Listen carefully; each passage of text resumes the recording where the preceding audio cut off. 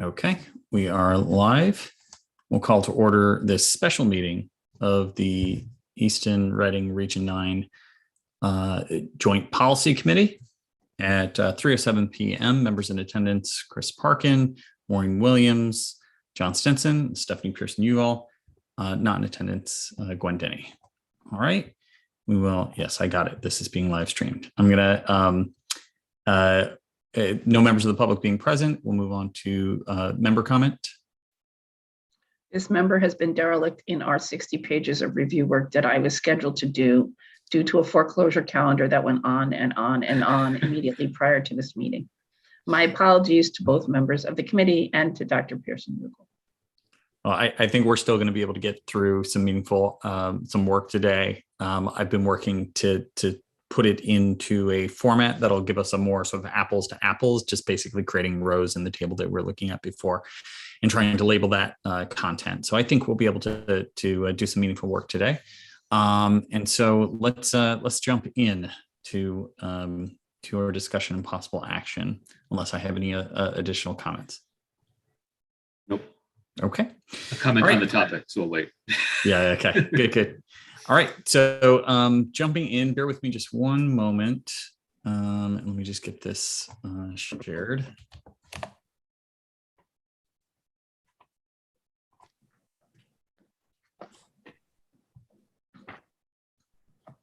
Okay.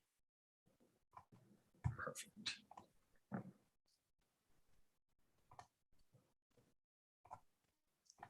All right.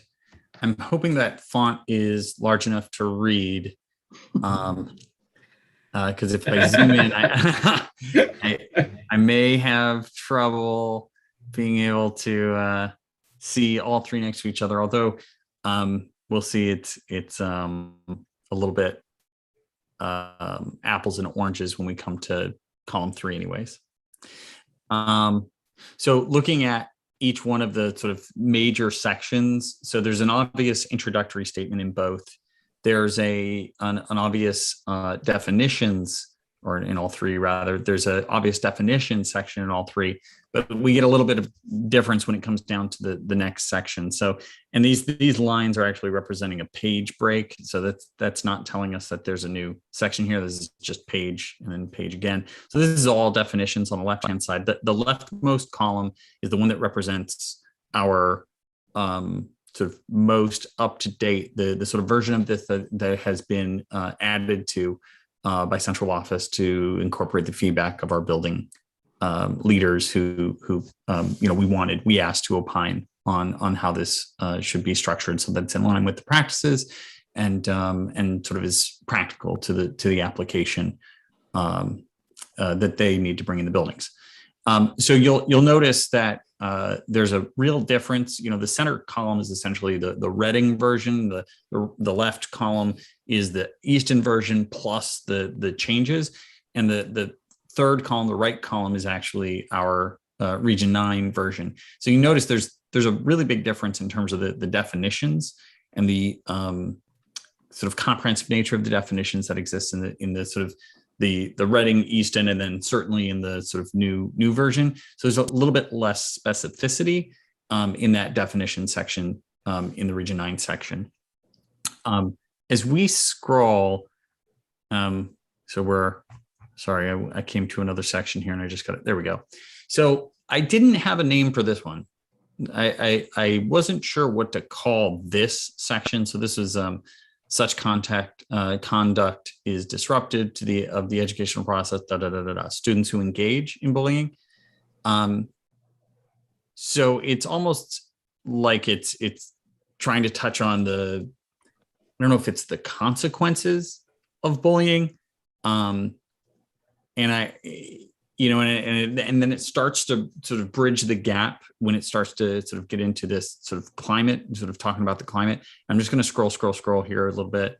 So lots and lots of content there. And then we come to a section specifically titled Prevention and Intervention Strategy, which I thought was like, that's a really sort of meaningful section for us to sort of carve out. But there's a lot of overlap with the sort of climate committee, sort of that's first articulated back. so much. Sorry. Right here. So comprehensive program to improve the school climate, et cetera. So, it seems like there's a fair amount of, I don't want to say redundant language, but there's definitely some language that could be cut if we wanted to get really sort of tight with this and just have it speak to sort of the matters of sort of statute. But I wanted to just sort of point out, like, it seems like it's a little bit sort of meandering and sort of broad. And I think it's probably a function very similar to the sort of all the policies that we have. I think it's a function of sort of being added to over many, many years. So any thoughts? So the language in the left column really comes from the new legislation. So the additional definitions and then the change definitions. So that the expectation for a comprehensive program, that's actually not new. That came from the last revision of the legislation. But some of the changes in the bullying definition and then the definition, I believe, of social and emotional learning, that's from the new legislative language. Agreed. So, and again, actually, we touched on this last time, right? Where we have the highlighted items. This is where we're seeing sort of additions and changes, right? So I think my point is that I think what we're doing, and I think this is actually where we're going to land, but we should just be mindful of it. I think what we're doing here is we're going to continue to put some duct tape on this to incorporate the feedback, but we should not be under the impression that, okay, good, we don't need to look at that for 10 years. I think this is a step one. Let's incorporate and make sure that our policy is consistent with the latest sort of legislation from the state that I think went into effect July 1st. But we should probably, if we want to come back and create a concise sort of streamlined piece that has less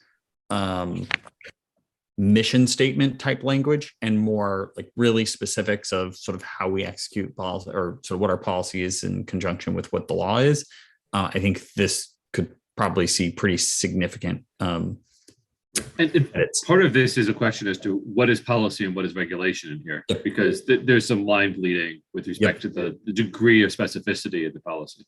Right. And one where you might want to put a little bit more of the regulation in the policy. Yeah. But do you have it out there? Or even specifically reference it, right? Like, hey, this stuff is all regulation, but we're going to include it. This is going to be embedded here because there's utility for anybody who's looking at the policy to understand what the regulations are. We'd also, we all have a copy of the CABE draft policy. I mean, so that is certainly, it's more concise. It's more to the point. So that could, John, represent the change that you're talking about. We could go to something that just includes the definition of all of these different terms.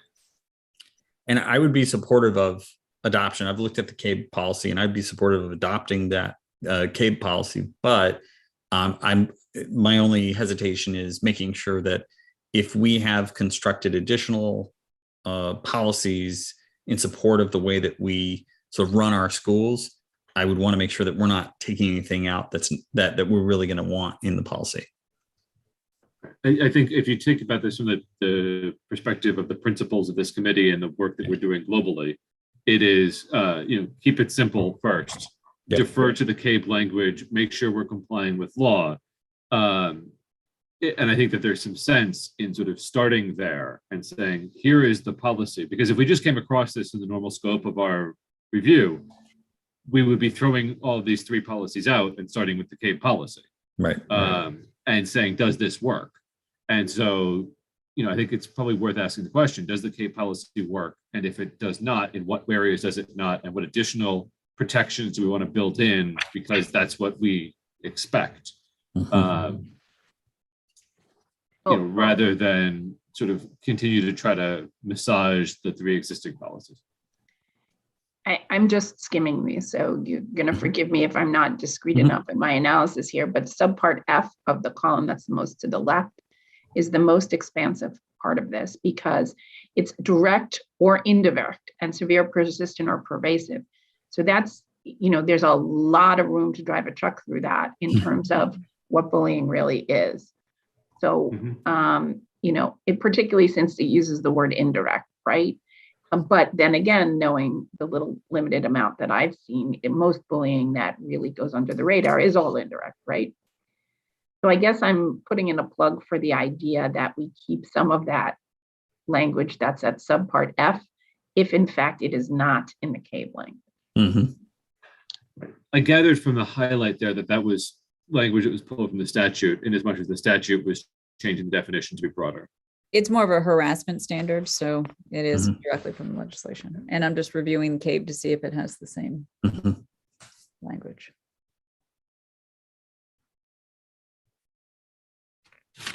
Much of what youth don't understand is the inferential nature of bullying, the indirect nature of bullying, and how that can be as damaging as calling someone a name. And to the extent that you can put something in there that calls that out, I think that that's a benefit, both as a teaching tool and as a public facing view of things, particularly in the current climate. There's a lot of specificity about the activities of the climate committee and sort of the work that needs to be done to mitigate bullying. Does it make sense for us to think about, if we're talking about including some of the regulations or embedding anything like that, does it also make sense to, sort of have some kind of glossary of terms? I think it's a really good point that being able to identify what that indirect looks like can be an educational tool. And I wonder about anybody looking at this policy being able to say like, hey, here's what that looks like. I just don't know if this is the place for it or somewhere else, but certainly it's useful to have. Our immediate task is to get the new changes to the legislation sort of embedded in our work. And so that's the immediate task. If that's the immediate task, we start with a CABE, gloss on it, what we like, and say to the committee, this is what we think, committee. So the CABE policy says requires the development and implementation of the Safe School Climate Plan by the Boards of Education. And so we could develop the next revision of the Safe School Climate Plan to include more information, say about indirect versus direct examples of bullying. Because the climate committee is waiting for this policy change to trigger the revision of the right. So I think this is the CABE content, right? Yes. Yep. So I just pasted this at the bottom. Do we have a sense of whether or not, if we did seek to adopt the CABE model policy and look at that now and send that out of this committee, do we have a sense of whether or not we'd be in any danger of sort of undermining sort of healthy practices at the schools today? Right. There was a time when our policy was better than the model policy. I want to make sure that we're not sort of losing anything that was valuable inside of that policy. To the extent that the definition from the statute adopts this harassment framework, the CABE policy does too. It just framed a different way. It leads with direct or indirect and severe, persistent, or pervasive. Right. It's arguably broader in the CABE policy, but applies that direct or indirect to all the subparts as opposed to just a catch-all section F. Construction-wise, I agree. Yeah. Okay. Bear with me a minute. Having a margin issue here. Can you scroll back up, John? Yeah, sorry, just 1 second. Edit. There's a parenthetical that I thought was interesting in that policy about the target of the bullying, and that the targeting of the bullying must be in the same district. And in our fun world, where 8th graders and 9th graders are not in the same district, it theoretically might not be bullying. Yeah, correct that. I think that's a note that works for 160 school districts out of 169, but But so know that that will potentially trigger investigations that include students on competing teams across the state. Right, there are layers of nuance here, but in our tri-district structure, it's important Right. to kind of note the. Well, do we name the districts then? Because otherwise you will have That's what I'm investigations thinking, that are right? international. Exactly. Right. Within, Easton Reading Region 9 or something like that. It's under C, the student against whom must be in the same district. And if we're getting into edit mode, the use of student and then students should both be sort of parenthetical S so that they're singular or plural.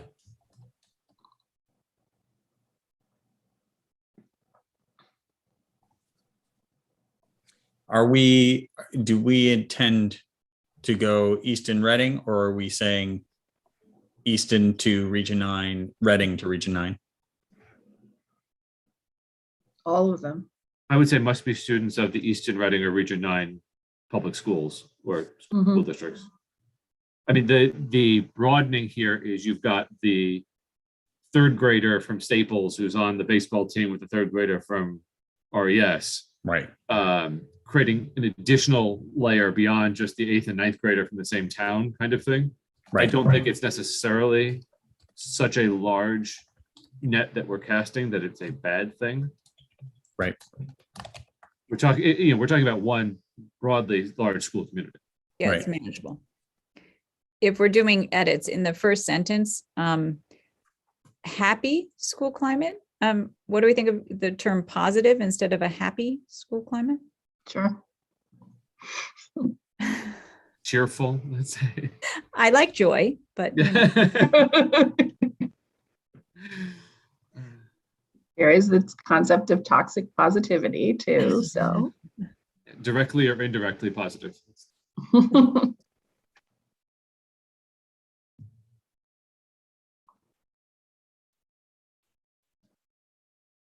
Good. Should I just leave it on the screen and give everyone a chance to work through? Actually, that's been shared with us, right? It has.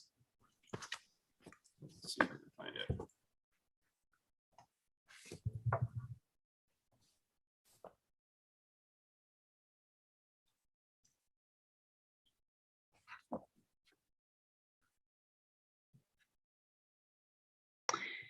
This definition, Chris, could slightly be different because it says bullying means an act that is direct or indirect and severe. So is this Well, and coupling severe, those? I think it's and severe, persistent, or pervasive. Right, but I don't know. I don't think the grammar there, if it's conjoining direct or indirect and severe, persistent, or pervasive, Right. there would be a You can both. interpret it a few different ways. Yeah, I mean, is bullying means a direct or indirect act that is severe, persistent, or pervasive. correct. If you Agreed. move direct or indirect ahead, you've split it in a way that's clear. Yeah. In our Did you next catch that, John? lifetime, Attorney Parkin and I are going to go work for Gabe, the drafting department.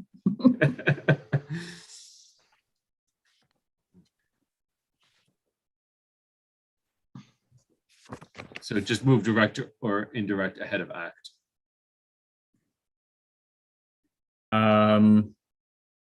Means a direct or Yep. indirect act. Yep. Hold on. I'm just Yeah.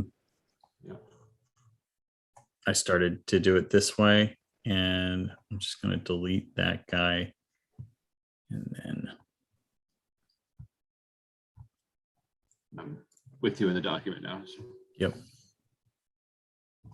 I'm just going to switch into suggestion mode. It'll be easier to track the comment.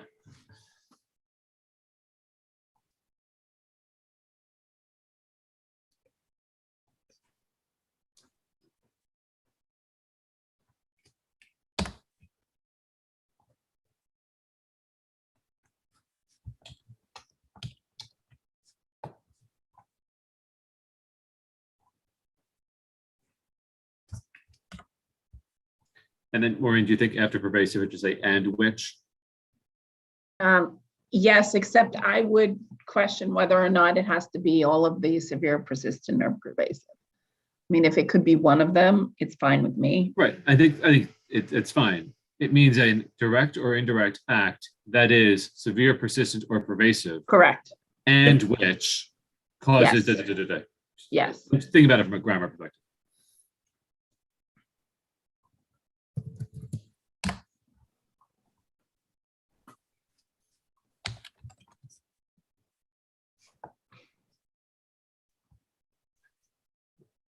Interesting, John. Apparently, when you turned on suggestion mode, it didn't turn on for everybody, just for you. Okay. Yeah. Upper right corner, right? Yep. Got it. Yeah.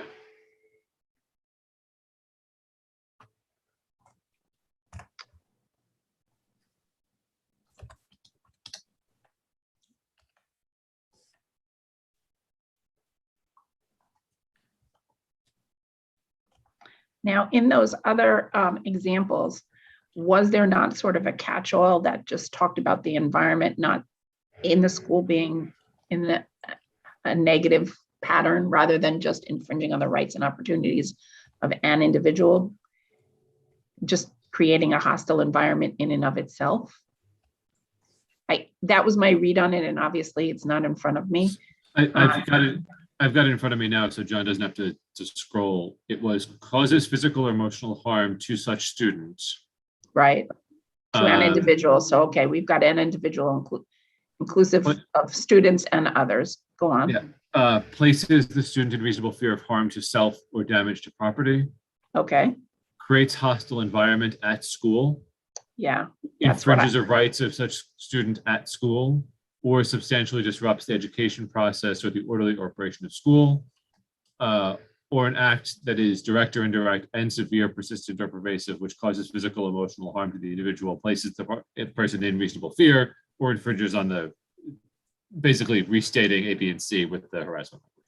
I think that we do want to include, it creates a substantial infringement upon the environment and the school language in there, and or creates a hostile environment, because maybe the targeting isn't affecting a particular student, or the student is not reporting it, and it comes to the knowledge of a third party, and therefore, some other kid is afraid that person A is going to, by virtue of bullying person B, they're going to be the next target. So I do think I'm being inartful in my word choice here, but I do think we need something in addition to C. And so you would broaden it to say creating a hostile environment, but not necessarily for the reporter or for the student. Correct. But puts them in a reasonable position of apprehension, is what it sounds Correct. like. Unless Dr. Pearson-Ugal feels like that would be too much from an enforcement perspective. Yeah, I'm just imagining the scenarios, right? Right. So. Right. I watch John bully Maureen. I'm upset about that, even if Maureen's not, go investigate, is the. Yeah, I mean, I want to think that through. I also want there to be the possibility that some third party could have third party harms from seeing A and B, Mm-hmm. Right. I'm scared to come to school, not because I'm bullied, but because my friends are bullied and I don't want to be lumped in with them. Right.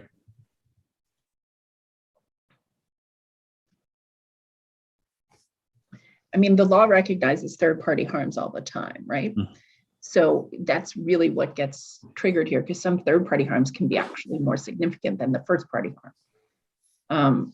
But I'm not in a school watching those kinds of things happen.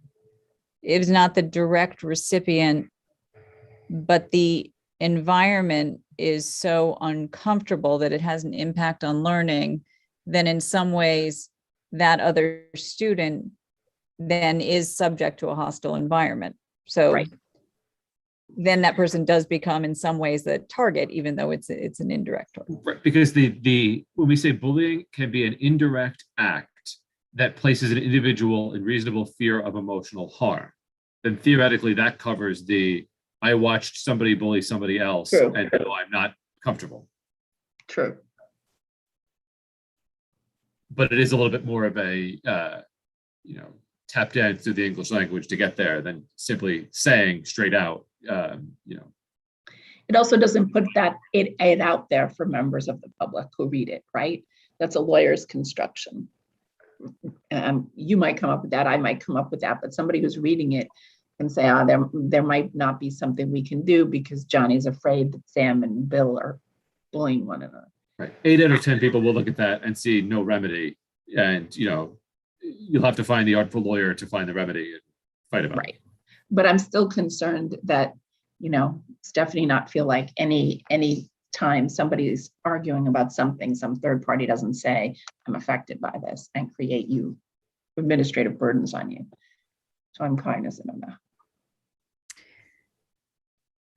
Right. So the administrators investigate concerns about mean behavior or inappropriate behavior on a regular basis that doesn't rise to the level of a full bullying investigation. And then the next level above that would be, say, a Title IX investigation. So when we get into the very formal investigations, the process is so comprehensive that it needs to move very slowly because of all of the required steps and all of the roles. So I don't want to create a structure here that requires the administrators to do something that's more formal than is necessary. Okay. So I guess the question is, going back to what Chris says, is just the fact that it says indirect versus direct, is that adequate? Right. Because I think that there's covers it. teaching here, right? So I think a part of the implementation of the Safe School Climate Plan means that we're teaching staff and we're teaching students about direct and indirect, and we're also providing upstander training as an example. I mean, the plan part of this versus the policy. Okay. Fair enough. So now that I took us on that detour, we can go back. Okay.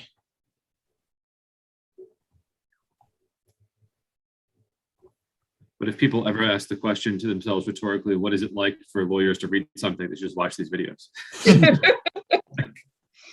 No, if Mr. Stinson ever decides he's going to take the California bar, he can use these as a refresher. All right. All right. Do you want to continue here, Maureen? I'm okay, given our conversation. I don't want to sidetrack us anymore, because part of it is a thinking out loud exercise, right? So. Okay. Skipping down. So we have examples of bullying. I'll pause here for a minute.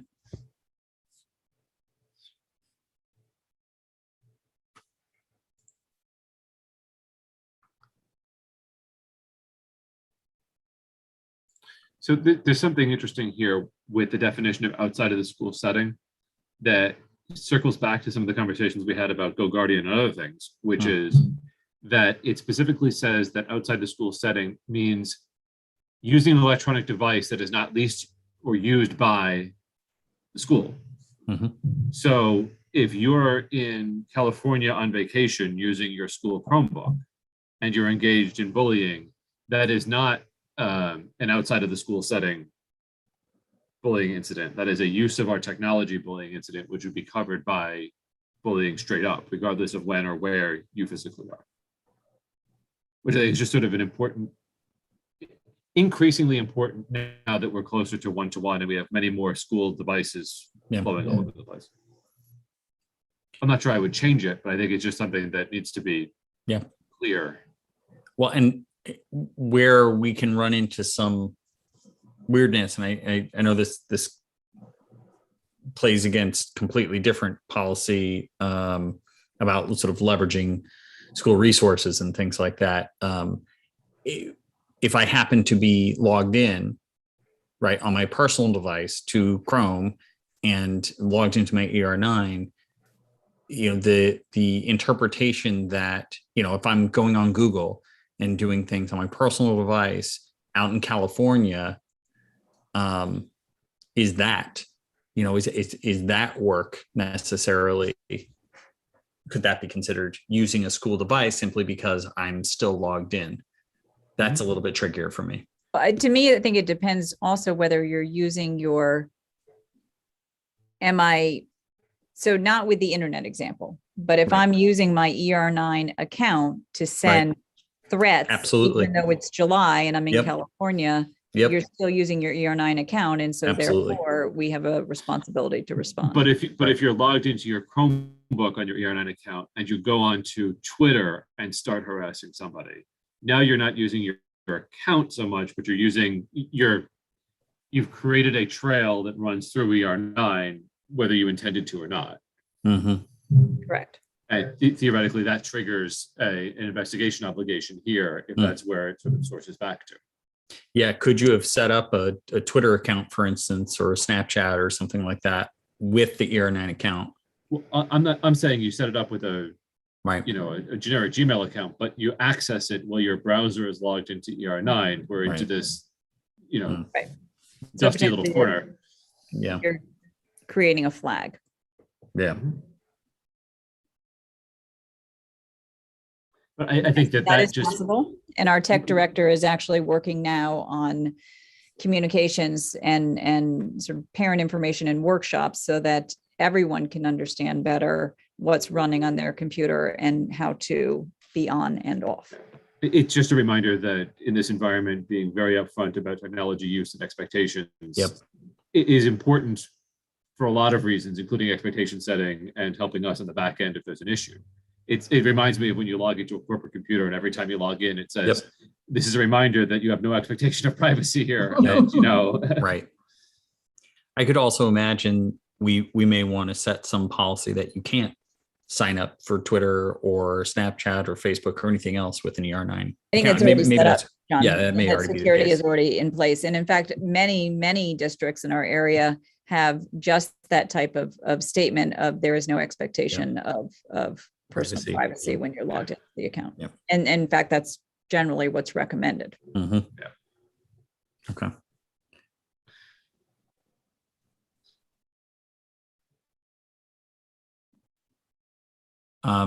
Anyone need me to stay Just- here? Or? Actually, a point of clarification, which I don't think changes things either, is because we changed the word happy to positive up front. Positive school climate is a defined term, so we've now incorporated a defined term into that preamble. Yeah. I don't think it's problematic necessarily, but we need to be aware of it. It looks like positives used elsewhere as well, though. But when you say positive, when you put the words positive school climate together, you've used a defined term now. So right, you can, but we didn't do. Did we do that above? When we changed happy in the first line under bullying, Positive school climate. Yep. yeah, Got it. I mean, we could say a secure school climate that is conducive to teaching and learning and just take out the qualifier entirely. Yep. Or we can leave it as positive and be comfortable that it's brought in this whole definition. Or we could switch secure and positive, promotes a positive, right, and secure school climate. So we still get to say positive, but I mean, I would say in terms of implementation, positive school climate is a term that's used frequently. right. We never talk about secure school climate. We talk about safe, we talk about inclusive. Secure is the word that doesn't flow. I think that the argument is a sort of statutory construction one. When you have it in one place, it means what it says in the other. So you would want to either think that all through or take out positive school climate. Right. I'm happy keeping it there, just with the note that we have incorporated this entire definition into that preamble now, which I think is fine. It doesn't say anything particularly objectionable. It says everything that we understand a positive school climate to be.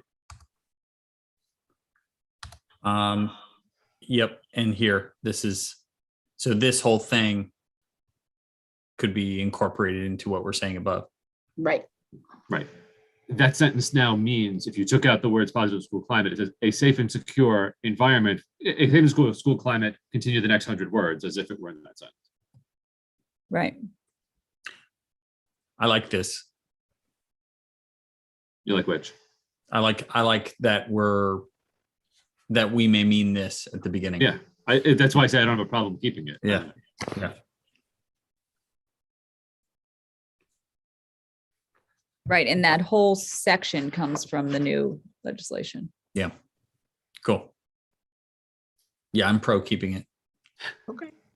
I would like to strike the word photoelectronic from all things. What? Can you tell me what photoelectronic is? I mean, I think so. But I've only been studying this for 20 years. So, yikes. All right. Even photo-optical. Huh? Just, yeah. Electromagnetic? Yeah. Photostatic. Radioactive. Yeah. Intergalactic. All right. Somebody broke out the thesaurus and didn't read the definition. Yeah. I think it was a thesaurus from another decade, though. Yeah, right. So we go get the tech guy. Say some tech words. Okay, keep going. All right. Your tech guy Oh, retired. you're going to get me 1987. punchy today, folks. This is not good. All right. Anything else? So I think we were here. Examples of bullying. Anything else in this section that we want to touch on?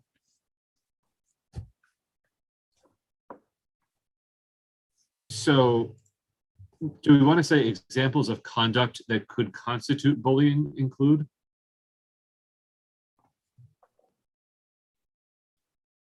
You're giving a little more wiggle room when you say that, counsel. Well, see, I'm back to when you say examples of bullying, and then the definition of bullying being an act that is severe and pervasive.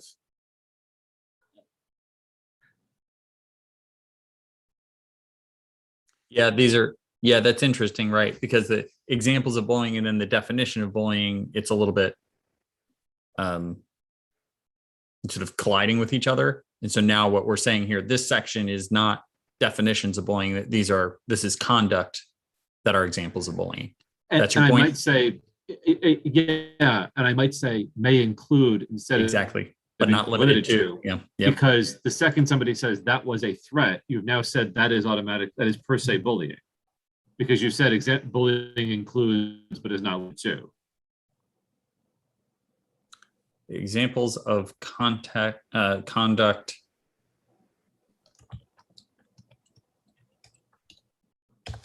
may be considered bullying include, but are not limited to. Yes? You've put discretion in there for someone to consider it, though. Right? So do you want that? I think you can. I mean, you could argue it either way. I'm thinking of it if you view it through the lens of sort of an employee conduct policy, and you say, I can terminate you for things like this. Mm-hmm. That is automatically broad and provides sort of a management prerogative. Examples of conduct that may.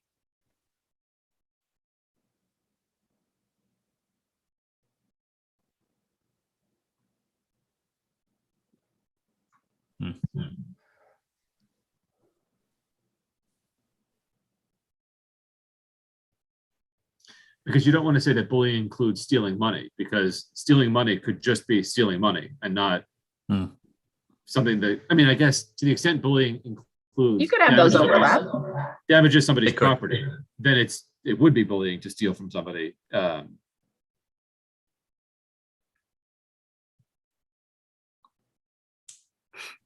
wasn't going to rob the bank because it was wrong to steal the money from the bank, but because it was bullying the bank.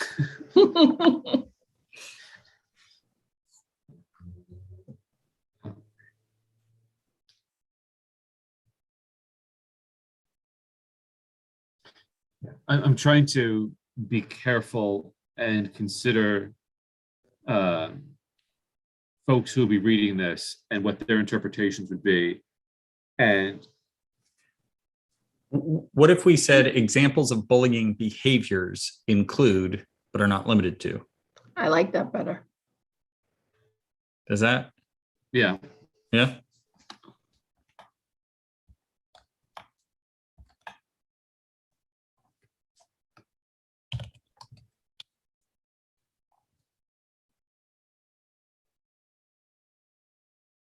How much leeway do you have in changing the words that were part of the legislation? You cannot create a system that is less encompassing than the legislation, but you can create something that is stricter than the legislation. If this was in conflict with the legislation, you would still be bound by it. Right. So I guess that's my question. So if we're, I think in this case, we're just trying to create more clarity in the language to say, like, what we're talking about here is these are things that you do. This is behavior that you're engaged in that looks like bullying. Right. Before it said bullying includes these things. Now it sort of says bullying may include these things to a certain extent. Because what I was concerned about was that it created sort of a per se rule about any of these things being Right. automatically bullying. And Right. just to Are be you clear, comfortable with if that is I'm hearing an awful echo, but are you comfortable defeating that kind of, if you interpret it as a per se requirement, are you comfortable softening it? Theoretically. I think I am, because I am concerned about Implementation. weaponizing the policy Yep. through a per se interpretation. Yep. Okay. I was just thinking about the same thing. yes, I think the changes make good sense, particularly when you think about the age span of our students Mhm. and being sort of locked into the policy says this, therefore it is. Mhm. The 9-year-old who says, Yeah. you know, Well, Right. the 5-year-old Right. that's puts it. someone down because they're in front of them Right. on the line to the slide. Right. Yeah. Right. The everyday playground occurrences that are incidental to development more so than bullying conduct. Right. Well, and forgetting the parts above where we talked about persistent, severe, persistent, and pervasive. Yeah. Mm. So an incidental push on the way to the slide would not be Not any of those necessarily. things. It could be, or Right. it might not be. Right. Okay. Is there something sort of unusual though with the language up top, the way it moves from lowercase to uppercase at the start? Let's see, 1, 2, 3, 4, 5. And then you move into complete sentences. These bullets and then into, yeah. Is it, Yes. it just reads kind of strangely. I Yes. thought it read strangely too. I think that's just lousy draftsmanship. Correct. Yeah. That's Yeah, I think it was just sort of pulling other clauses in without regard to whether they read sensibly. yeah. Right. You see that a lot. You go, we're bullet pointing, we're bullet pointing, we're bullet pointing. Hey, you know what I wanted to say? Like, whoa, we're bullet pointing. Except for this paragraph. Right. And here it almost seems like it would be, subsections if you really wanted to do this as bullet points, which I don't have a problem with, but they maybe didn't want to do it. And even the next sentence is troublesome to me. Such conduct is disruptive of it maybe to the educational process, and therefore bullying is not acceptable behavior in this district. I would Well- take that sentence out entirely. Yeah. Bullying is not acceptable whether or not it's disruptive. Mhm. And, Right. and Yes, if it's more disruptive, more concerning if it's not disruptive. It's so Right. commonplace that. Right. We just gotten used to it. It's like,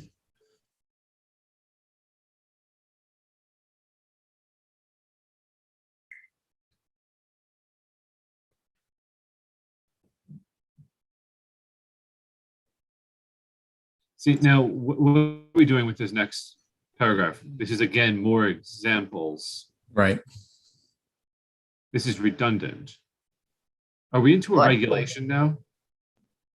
I wonder if that's where when we pasted this in, if we were getting into some, Well, because if we're looking at it, so far we have definitions, which makes sense. right. When does it get into policy?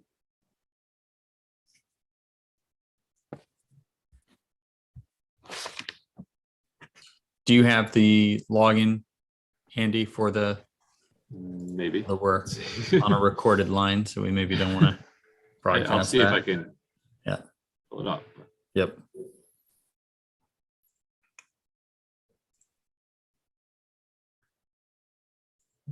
What is there a number, John? Not that I see. I'm just seeing students hazing, bullying. Let me scroll to the bottom and see if there's anything there.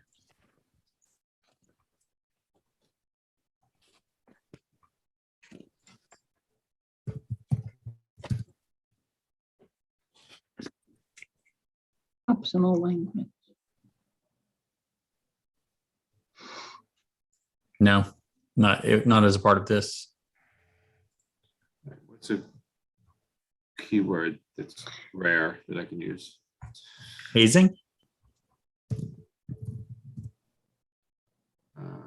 Hazing, I get, let's see, 5131.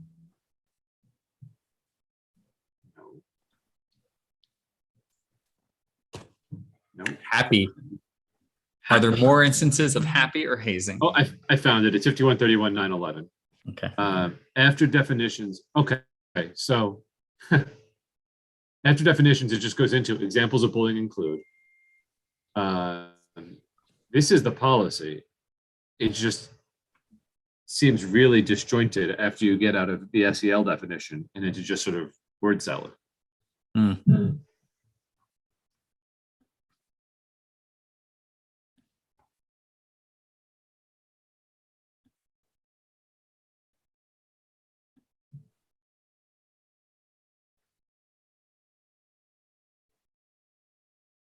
I mean, it's almost like after social emotional learning, you want to have where it then says the district's program, colon, and then a bunch of numbers.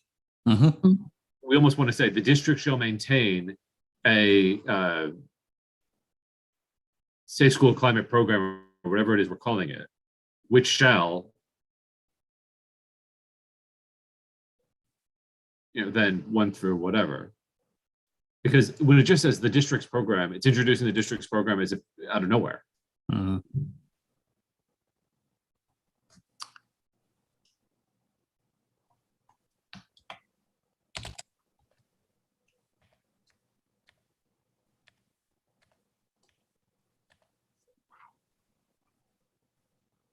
Because then when you go down, it says prevention and intervention strategy. The district shall implement as provided by Connecticut General Statutes 10222D, a prevention and intervention strategy, which may include but is not limited to, and then other stuff.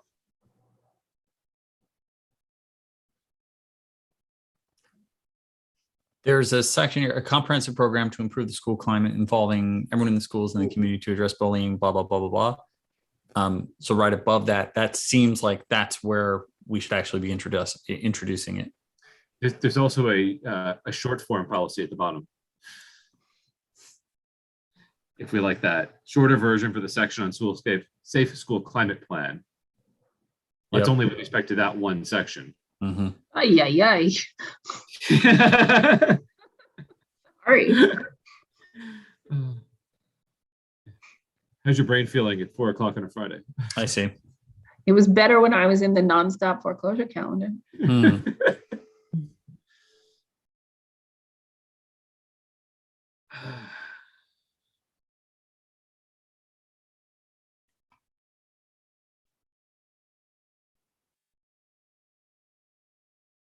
Mm.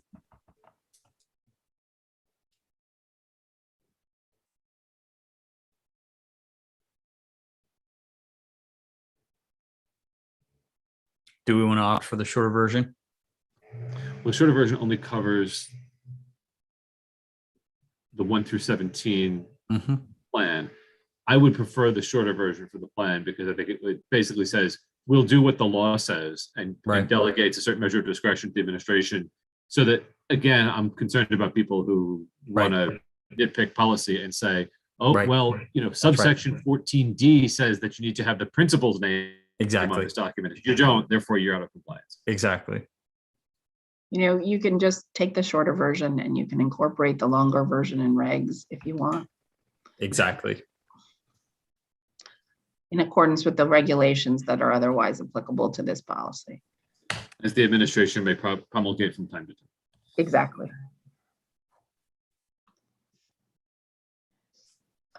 Folks, I'm going to have to go promptly at 4, and I'm sorry. Okay. Um,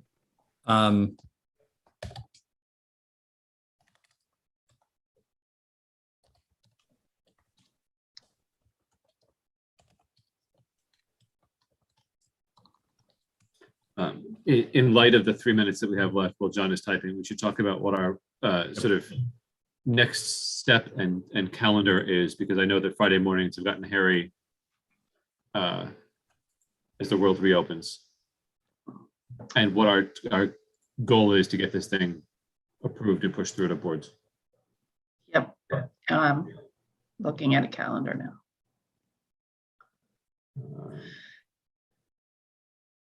So I was hoping to do a first reading on Tuesday of this.